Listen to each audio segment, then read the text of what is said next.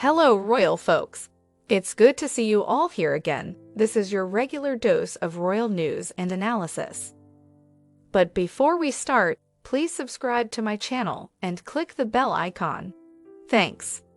Back in January, when Prince Harry's Misery memoir began flying off the shelves, smashing all publishing sales records, one thing rapidly became clear: the lofty promise on the jacket of insight, revelation, self-examination, and hard-won wisdom risked being undermined by the book's litany of howlers and historical errors.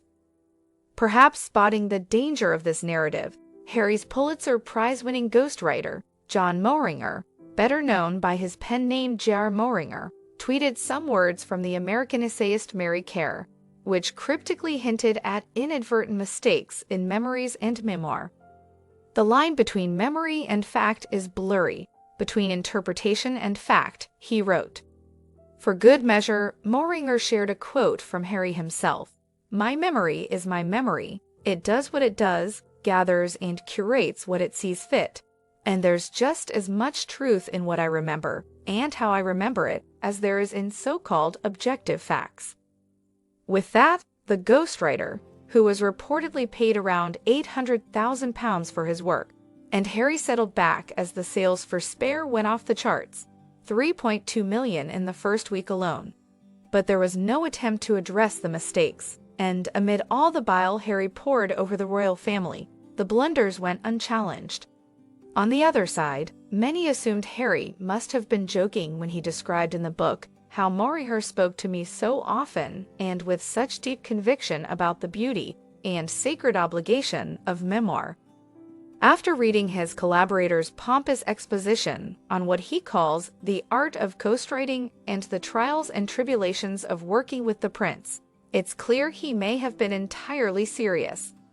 Hell hath no fury like a proper American writer scorned, and Moehringer lets rip at his critics, particularly those in Britain who didn't spare their mockery.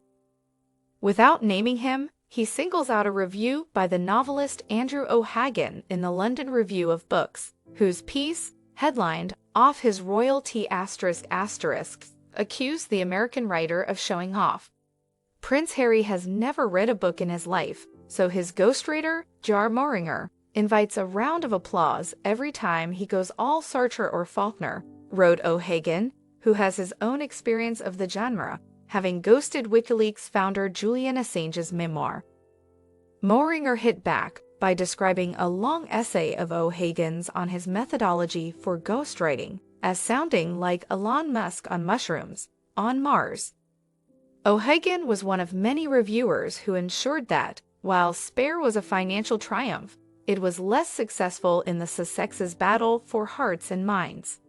The book was the catalyst for many people who had hitherto been on their side to begin to break ranks.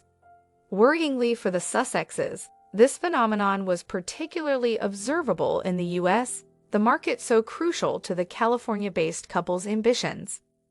Review after review accused Harry of going too far, obsessing over petty grievances and, hypocritically, offering up spiteful and detailed revelations about other members of the royal family. U.S. newspapers that had previously accepted every claim which came out of the Sussexes' mouths changed tack and started pointing out the cracks in their arguments. At once emotional and embittered, the royal memoir is mired in a paradox. Drawing endless attention in an effort to renounce fame, said the New York Times, previously one of the couple's chief media cheerleaders. So what do you think about this news, guys?